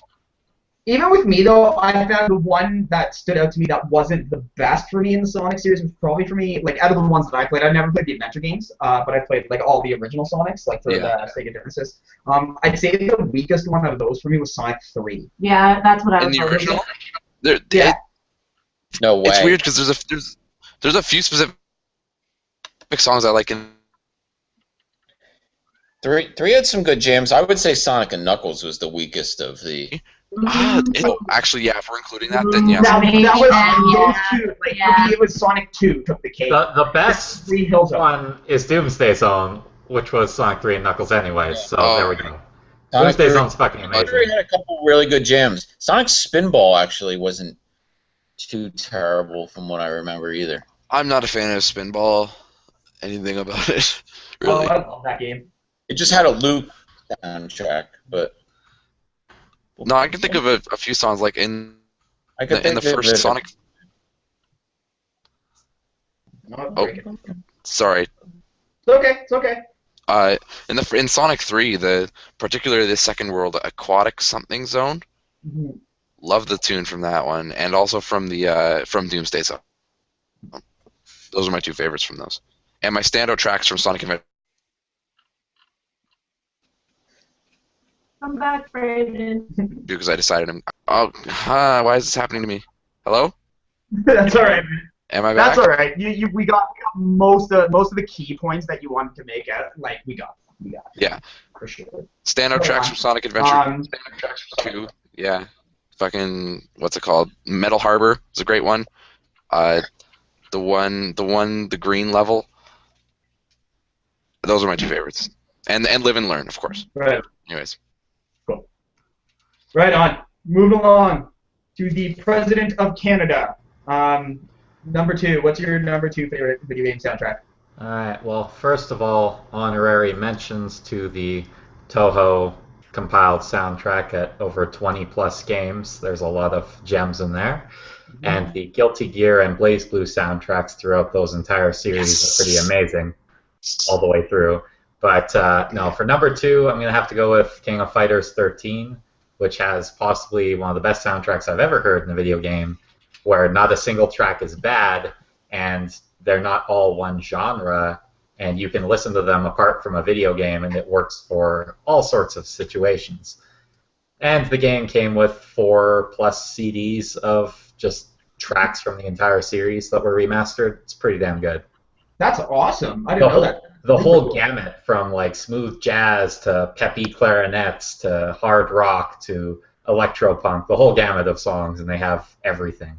I love when games come with like CDs. Yeah, with the soundtracks. Yeah. Yeah. I think the first game that I ever got that actually came with a CD was Final Fantasy Anthology, which had Final Fantasy 5 and 6. I think that was the first game I ever got that actually came with a soundtrack with it. And it sucked because it wasn't the full soundtrack. It was just one disc with, like, I think it had, like, 18 tracks on it. They were all good tracks, but it's, like, didn't give you the full one. But I think that was the first one that I got that came with a CD. And I remember being hyped about it. I didn't know that it was included It's in like a bonus. Yeah. If it's not the special edition and you find a CD in there, you're like, cool. Yeah, super cool. Super cool. Good choice. Good choice. Sarah, number 2, since one of them got scratched off from you. Yeah, that was actually great. I'm so glad Eric mentioned that. So I'm going to do the cop-out and pick Ocarina of Time for my number 2, specifically for the Song of Storms. And that's because I have been known... It's so good. I've been known to put on the 10-hour looped YouTube version of this song and just Hell yeah. fall asleep to it, do work to it. It doesn't matter. I will listen to that for hours because it just brings you to like this great mental state where you feel like, I don't know, you're in the zone and you can just do anything. I don't know. There's something about it. What type of song is that? It's like it's a style. It's a certain style. It's like almost like, I want to say like Russian or something. A Like, Renaissance. I would put Song of Storms under like a Renaissance style or Baroque. yeah, Yeah. like that kind of like carousel-y kind of. Well, yeah, you think of a windmill, and Yeah. it's just that song makes Carnival. me feel like depressed and wanting to dance at the same time, and it is so exciting. I've been known to whistle Song of Storms or even Saria song like Yeah. time to I mean, time. there's So so many other good songs on that soundtrack, but that one just needs us. Gerudo Valley. Gerudo Valley. I- Oh, Gerudo Valley is Ooh. so good. I'm unapologetic about my dislike of this. Yep, you can go away now. I said I am unapologetic. Yeah, I don't know, care. and you cut out too. So it was, Why does this happen to effective. me?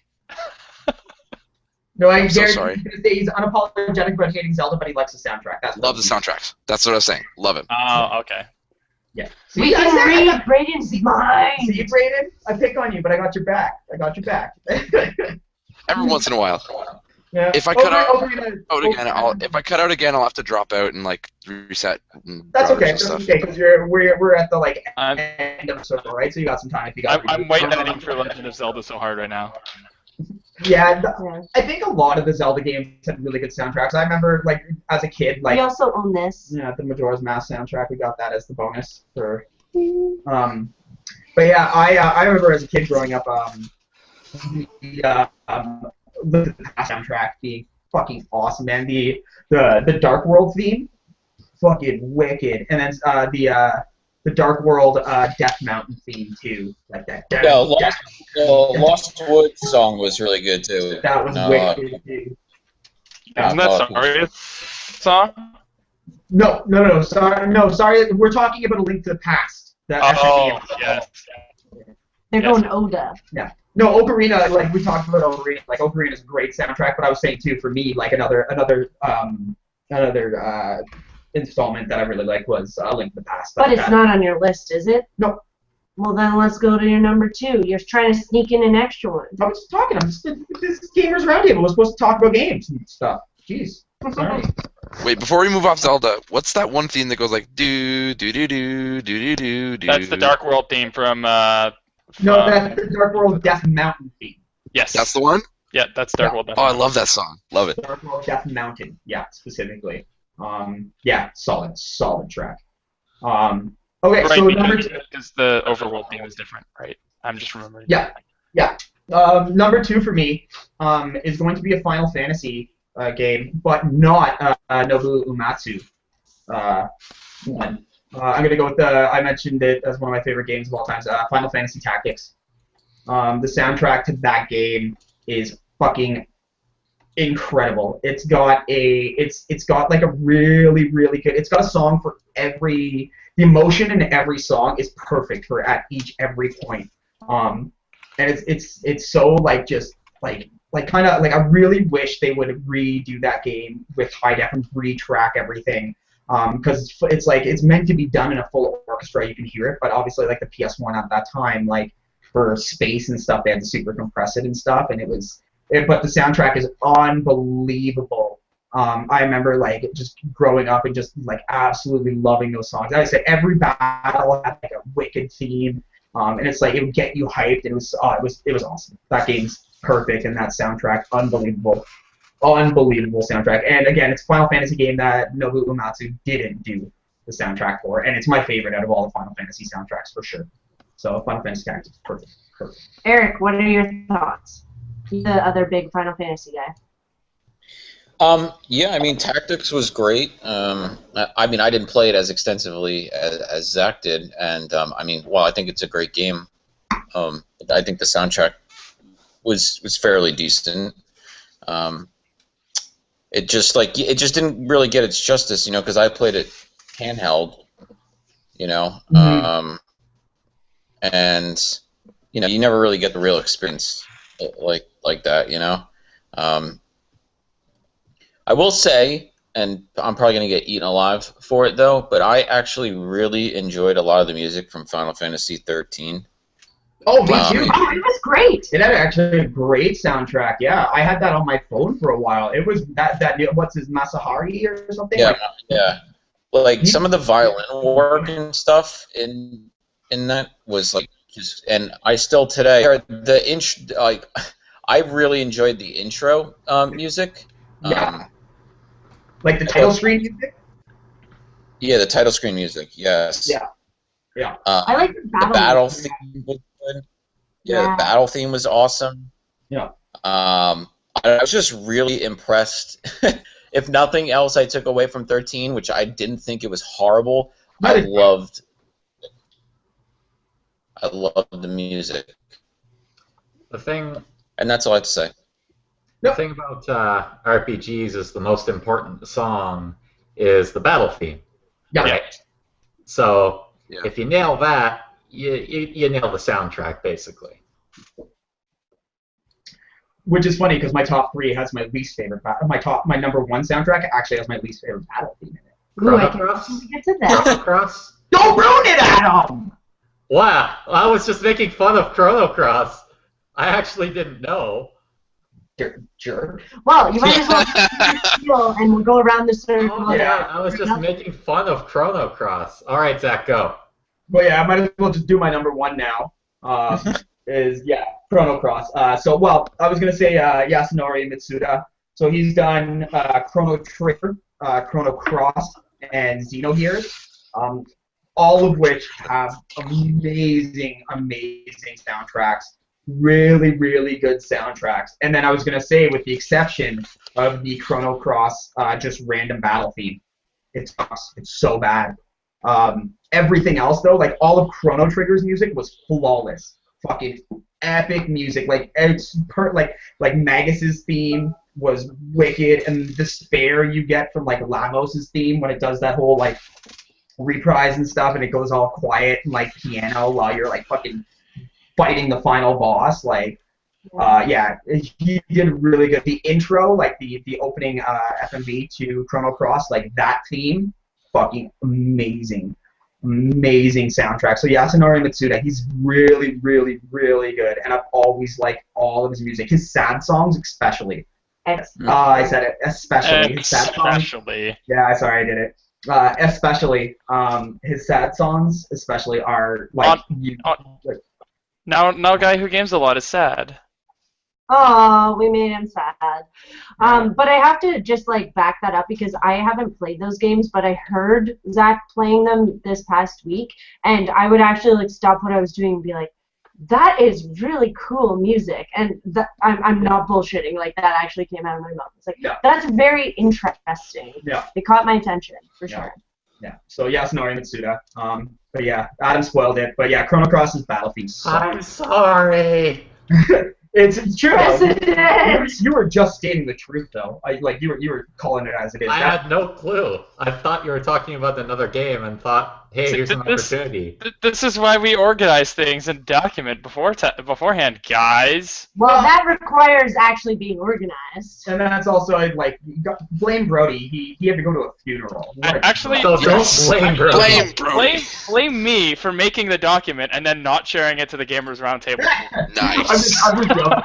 But I didn't know that Brody was officially not going to be here. So if I would have known that, I would have taken a lot more reins on it. We did some scrambling. Obviously, though, he's got other things on his mind, right? So yeah. By the way, too, I think from everybody here, we'll say it on air. Best wishes to Brody. We love you. Right now for everything with being at a funeral today. Our fearless leader is out being fearless of death right now. So there you go. We're doing our best in his stead. But yeah, so yeah, but that's funny that Adam mentioned that because yeah, the battle theme. The boss battle's cool, but regular battle theme sucks. And you have to listen to it all the time. Yep. Cool. All right. So we will move on to Eric now for numero 1. What is your all-time favorite video game soundtrack?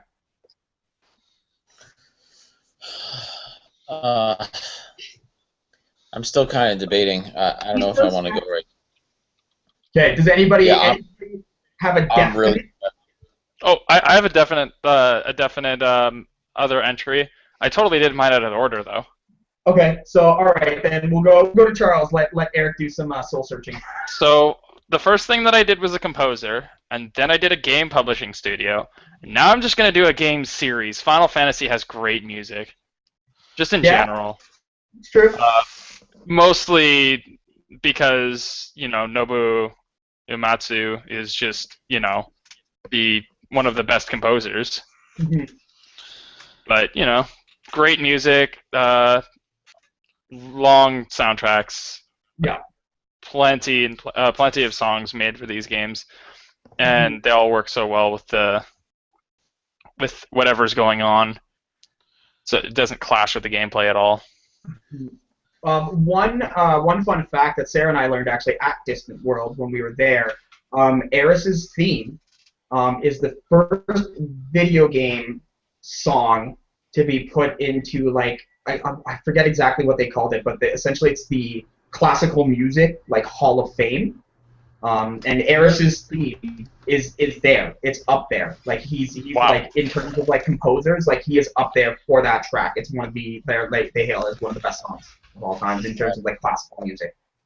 So I mean, like you got to give credit where credit is due, man. Like that was made for a video game, and it's like And I mean, anybody who's played the game, I know a lot of people out there hate FF7 because they're dumb, but that track was like perfect track. So. Gotta give credit to him for that. Yeah, you can't. Really, those songs are up there with some of the best classical compositions. To be completely fair, video game songs are not.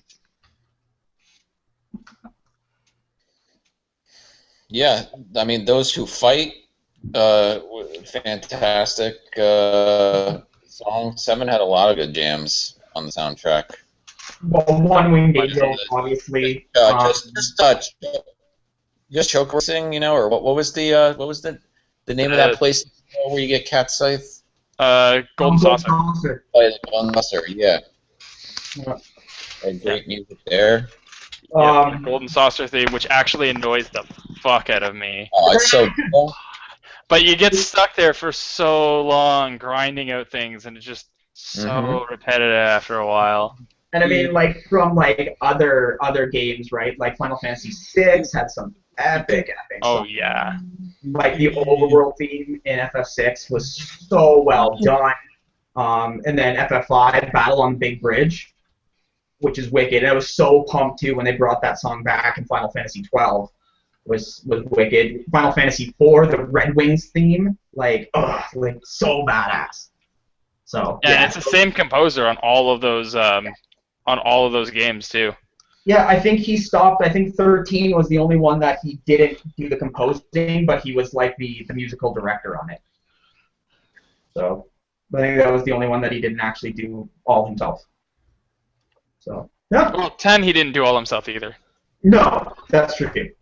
But I mean, overall, like that was he made the soundtrack, like where he just kind of directed the soundtrack to 13, where it didn't actually do like the whole composing stuff, right? Cool. we got a comment on the Golden Saucer theme. Somebody's supporting me here, I think. Robbie Whitelock says Golden Saucer has been remade in Final Fantasy XIV, and the remade theme is beautifully annoying. Nah. Final Fantasy XIV has some really good music too. I remember when I was playing that has some solid songs. They bring some old ones back too, so really well done. Really well done. Cool. Right on. All right. So, Eric, do you need more time or? Yeah. Yeah. Okay. All right. Braden, I know that this is hard for you. How you got your number one? Yeah, I got my number one. All right, go for it. Shoot, buddy. I'm sure you guys are getting tired of hearing me talk about this game, but Banjo-Kazooie and Banjo-Tooie. if I had to pick one, Banjo-Tooie. But really, those two games are so similar in soundtracks. It's the composer Grant Kirkhope. If I could put him as my number one as well, I would, because he composed everything he composes from movie scores to video game soundtracks is all awesome. And actually, Donkey Kong 64 and Gold. And I both had really good soundtracks as well, same guy.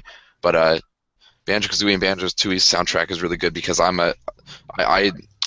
mentioned this when I talked about Sonic Adventure 2, is that I think composers are sort of getting lazy these days with like having catchy melodies in your songs and having songs that are memorable. And every single one of those songs is memorable. Like, you spend a good amount of time trudging around those levels trying to figure out what to do, unless you're like me and you just know where everything goes anyway. But you can at least always enjoy the music. I can't think of a single level in that game where I don't like the music. So that's why I've never had a problem with going through any of those levels, because I'm just like, well, the song is great, so I don't care. And there you go, right? And that changes like a whole game. Like you said, like a good song can make a game completely tolerable. Yeah, exactly. And it was sort of the origin of me, like back when I was little, before I knew about really like my passion for music, and like my natural sort of like the perfect pitch, the natural ability and stuff like that. I already knew that I cared about the music in games more than I sometimes cared about the gameplay. Most of the time I'd care about the gameplay, but like sometimes I would play levels just to hear the song over and over again. And I think soundtracks like Donkey Kong Country and Banjo-Kazooie and Sonic Adventure 2 were all the beginning of that passion for music, were games like that. Right on, man. Totally fair and totally justified reasons. I like seeing people like dissect them for more than just like, oh, it was a good song. Like actually like breaking it down, right? So yeah, it's really, really fair. Again, I like, as I said, I never really played the Banjo-Kazooie games that much. They're really not for everyone. DK64 I played for sure. So and you can actually get the idea of how the Banjo-Kazooie soundtracks are from that game, because it's similar. I think the Banjo-Kazooie soundtrack is more quirky than the DK64 soundtrack, but for the most part. Right on. Super fair. Good job, man. Good job. Yep. All right, moving along. President of Canada, number one. Okay, so honorary mentions to Perfect Dark 64 for having a complete composition that is just thematically perfect, and also kind of ahead of its time. Other honorary mention to the single track from Civ 4 called Baba Yetu, the only video game song to ever win a Grammy and was used at the Kennedy Center, Royal Festival Hall, Hollywood Bowl, and the New Year's party at the United Nations General Assembly. But my number one would have to go to Metal Gear Rising soundtrack, simply because of how they integrated it into the gameplay, such that as you are doing better or worse, and as things are happening with the boss fights, the gameplay's music changes its tempo and the amount of vocals being present. It adjusts the level of the tracks. That's more from the word for the game. That's more of a statement for the game itself. But also, the remixers on Platinum's team managed to turn what is an objectively awful band's awful album into something amazing. Like, the original non-game versions of the soundtrack are just awful. So yeah, that's my kudos to a team's amazing ability to turn shit into gold. That's awesome. Yeah, I never played Rising. Yeah, just something about it, or to me, I love. It's fucking great. Cheap is it good? Yeah, it's a cheaper game because Kojima was like, oh god, save my game. You have a year, and they did their best. Games a lot's got a few more things that he's added. Well, Adam doesn't use the word great sparingly, so. It's true. Yeah, I was gonna move on to that. Yeah, for sure. Before we did our final number one. So people were talking about Fallout 4. Do you think that they'll have a memorable soundtrack? Yes. Yeah. Did Fallout 3 even have a soundtrack?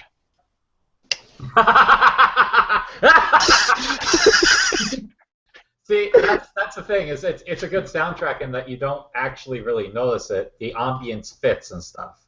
Like, the only actual musical tracks you'll really notice are like the radio tracks, like I'm Gonna Set the World on Fire and all that stuff. Dude, I love those. Oh yeah. I love those. I'm a sucker for that old-fashioned. The actual soundtrack though is largely ambience, and there's some action soundtrack pieces that you don't pick up on because you're actually invested in the gameplay when they come up. He also made a point that he really enjoyed the Skyrim soundtrack. And with me too, that's one kind of to what you're where you don't really notice it's there. That's another thing that I noticed about Skyrim too. Other than did Skyrim have a soundtrack? I mean, there was music sometimes. Other than when you're fighting the dragons. Yeah. That's pretty much it, right? And I actually downloaded. So, Charles, we've talked about this on the podcast before. You're a gamer, like a tabletop gamer, as am I. So I run a campaign in D&D, and we feel like it helps when we play music in the background, right? So I was downloading video game soundtracks and stuff, and getting music. And I had Skyrim, and I was going through the Skyrim soundtrack, and a lot of it's just the exact same song, over and over again, just obviously done in a different sense. But it's so to me, the Skyrim soundtrack isn't that epic to me. It has a couple good tracks, I will give it that, but as a whole, it's very mellow. But that's the whole point to it, right? It's not meant to be in your face soundtrack, for FF7, a Genova theme. That's meant to be in your face. Genova's theme is really solid. But you know what I mean? That's the whole thing with a lot of Final Fantasy games, a lot of JRPGs, right? They have those in your face themes that are meant to take a foreground, where with Skyrim, because of those style games, right, they're meant to kind of fade into the background. You don't need music while you're killing a bunch of mountain racists for the glory of the Empire. You don't need music for that. It's true. Yeah, this is true. Or when you kill a dragon, and then all of a sudden the bear's oh, he just killed a dragon. I can still fuck this guy up anyways, so I have to fight a bear right after you fight a dragon. By the way, if you guys liked Final Fantasy's music, Black Mages.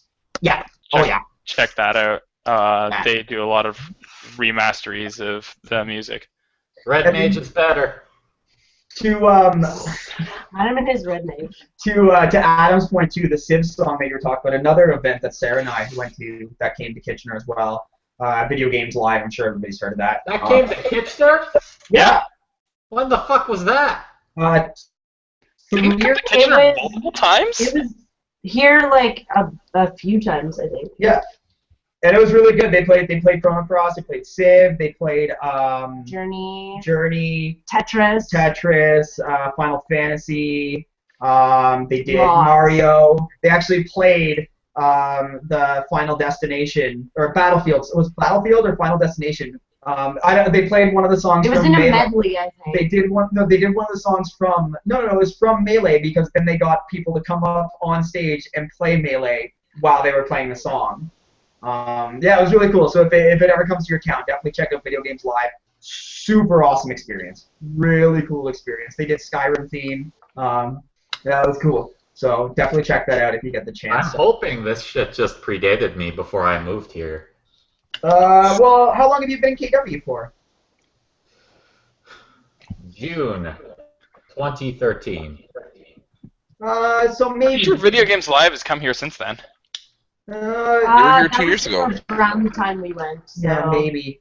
They were here the year before I started working at Center in the Square, which was last year, and I don't work there anymore. But there you go. Yeah, 2 years ago. They were here. So yeah, so check that out if you get the chance. That was a really good experience. Guy who games a lot though on the soundtrack conversation. He's like, have you guys ever disabled a soundtrack in a game? Melee.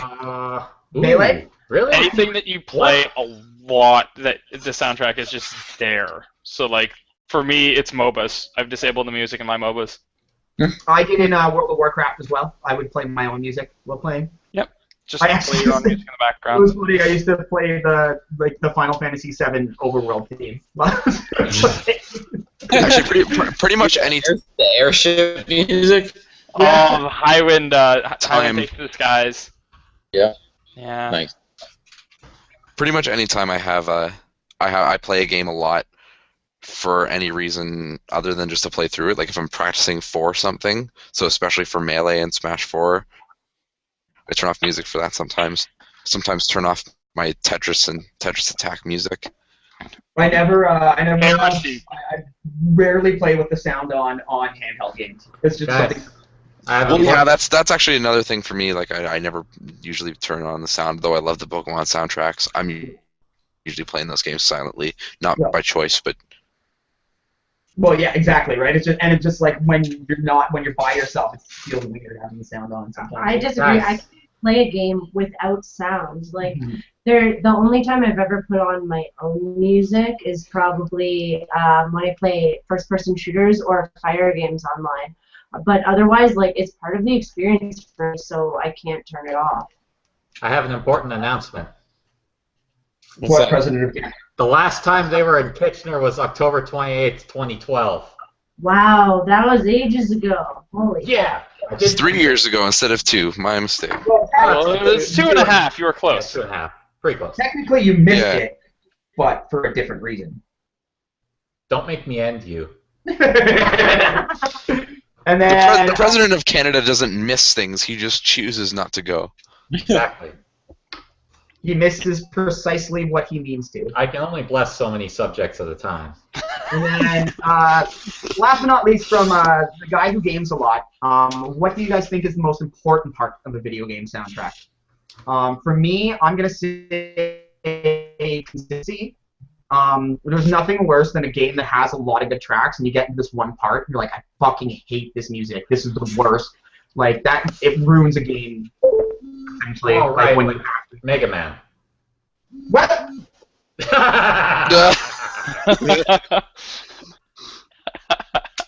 Watch your mouth. You're just mad. You're just salty that you missed Video Games Live. I feel like the most important part of video game soundtrack is any time that the video game wants to drive home anything emotional, whether it's, like adrenaline. Adrenaline's an emotion, right? Or like It's a mood. like sad thing happens, or like something like some really good thing happens. Like you have to have music to sort of drive that home. For the rest of the game just needs tolerable music. If there's some segments that have like subpar music, Golden Saucer, it just has to be tolerable. Shots fired. Yeah. Not at anyone, really. No, general. Anybody else? Anybody else have a comment on that? Mind you, I between Brayden's try to talk, but he's roboting. I'll let him try. Robots. Brayden, try. Oh, hello? Yeah, go. Go. Okay. I've mentioned it a couple times already. I'm gonna say memorability. I think if a video game soundtrack is gonna stick with me, I just want there to be a part I can hum along to. Mm-hmm. And also just like having it be complex enough that it's still mentally stimulating and it's not just like playing the same So Brayden is a were-robot. chord over. I am so sorry. Before the curse takes hold again. All I want. Sarah, you were going to say something? A robot. What's really important for me when I'm playing most games, actually, like span genre, is rhythm. Because, like, especially if you think of a fighting game, you have to press your buttons in a certain rhythm. But beyond that, like an adventure game, you think of any Zelda game, your overworld theme has a certain rhythm to it that goes with when you're walking. Same with Pokemon, you feel like you're adventuring, and it's kind of related to emotion. But I think rhythm for me really drives the feeling that has to go along with the gameplay. So rhythm is probably the most important aspect to just any song, not just a soundtrack, I would say. And that's true for just what I like to listen to music-wise anyways. So. Cool, very fair. Anybody else have anything to add? Oh, by the way, if you guys want to sort of viewers, if you guys want to kind of direct what we're talking about, tune in live and join the Q&A on Google+, and just ask some questions while we're hanging out, and maybe we'll have more things to talk about other than what's on the script. It's true, yeah. I just assumed that people knew Q&A, but I realized that it's a guy who... Do you guys want to know my number one? Yes. Yes. Well, I was going to pick Super Mario Bros. 3, but Good then song, good tracks. Nah, then I said fuck that, and then I was going to pick Castlevania 2, Simon's Quest, but then I really said nah. Bloody Tears! Bloody Tears! Oh, actually, Bloody Tears. That's true. But there are better versions of Bloody Tears. No. Anyway, my favorite soundtrack of all time is Grand Theft Auto Vice City. Oh, so I gotta go. I'll see you guys later. That's fair. That's fair. I remember playing that game a lot with friends and cheating and. What? Dude, Grand Theft Auto Vice City was so good. It had like all the hottest '80s jams on It's just Grand Theft Auto Scarface. It's the best. Dude, any game that has Flock of Seagulls on it is my favorite game of all time. And I ran. Really my favorite. Yeah, and run so far away. Right on. I think there are lots of. Oh my god, it was pathetic. Just as a side note, it had Slayer on it.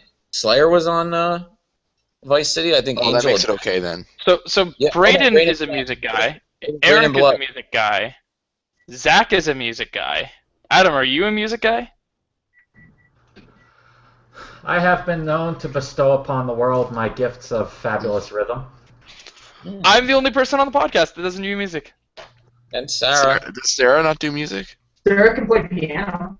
Oh, that's pretty good. Yeah, I'm a hopeless shame. You make music with your Dota ability. Oh man, I almost just broke my headphones. I'm just gonna drink myself to drink my sorrows away. My non-musical sorrows. With Jägermint tea. Jägermint tea.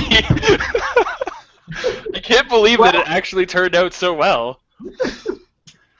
So that's all our number one. I didn't do mine. Oh, you didn't do yours. Oh, I'm sorry. I pulled a Brody. The lady gets forgotten once again. So this is really awkward now. Anyways. They're making it awkward by pointing it out. You're welcome. Bye. My number one video game soundtrack, I have to, again, give credit to Adam because he jogged my memory. I would have forgotten about this if it weren't for him. It is a game I've actually never played, and that's what makes it really fucked up and weird. Yeah, I've only listened to its soundtrack. Okay. And that would be Tony Hawk American Wasteland. Oh, okay. I thought you were going to say Xenoblade. That's reasonable. That's reasonable. That soundtrack is amazing because it took all of the bands I loved when I was in 9th grade. So Taking Back Sunday, My Chemical Romance, Fall Out Boy, Alkaline Trio, like all these really emo bands, and put them covering like classic punk songs. Like Suicidal Tendencies was covered by, I think, Senses Failed did that one, maybe? Senses Failed did that one. Fall Out Boy covered Gorilla Biscuits. My Chemical Romance covered Misfits. Yeah. Saves the Day covered Sonic Youth. Yeah, like honestly, it's not video game related. The reason I love this, it's straight up just my passion for the music I love. Taking Back Sunday did an awesome cover of The Descendants, like fucking wicked cover of The Descendants. Yeah, it's honestly a great cover soundtrack. It was actually the second CD I actually ever bought with my own money, if not the first.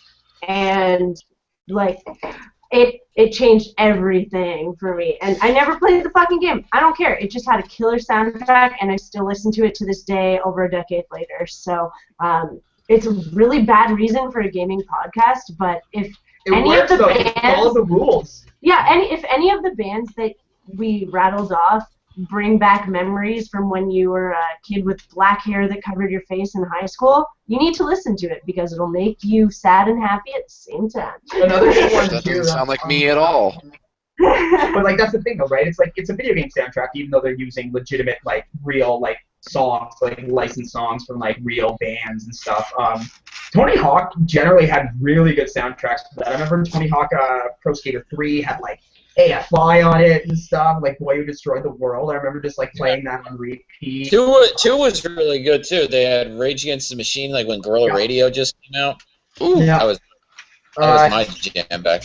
Tony Hawk Underground. I remember when you do the trick over like between the two buildings over the helicopter, and it's like and then you do the recording, and when they play it back, it's like new noise from the Refuse. And it's perfect. Nice. So yeah, those games have wicked soundtracks. Yeah, and that just comes from being like a music lover and really liking, I guess, their selection. Yeah, like punk rock, like skate music, right? But I thought American Wasteland with the cover aspect just brought it to that like next level, which was really exciting. Old classic like staples covered by the people who are making that genre evolve. Yeah, so that was really cool. Yeah.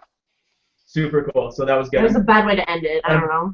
No. I think it's good. I'm very, very glad that I didn't skip over you because I had my plan. My plan was I had a schedule that I was going to go through everybody and then do the Q&A and then do the wrap up. But then we got in. Yeah. So yeah. Super cool. No, it's all good. It's all good. You were just being the good guy and trying to make sure that our fans know that they weren't ignored. So it was good. No. Good topic. Anybody have any like final remarks? Yeah, but not final remarks. Or honorable mentions. I want to mention honorable mention for Maximum Carnage. Green Jelly. Maximum Carnage's soundtrack was fucking awesome. That was such a good soundtrack. SNES? No. Fuck you guys then. No, I know that game. Closing remarks for the podcast? Guile's theme. You talk about like on the topic. Oh, Guile's theme! Guile? Guile's theme. Guile's totally. goes with everything. It does go with everything. Does the announcer from Street Fighter Alpha 3 count as a soundtrack? Because that guy was awesome. Hey, President of Canada, are you going to announce candidacy for President of the United States?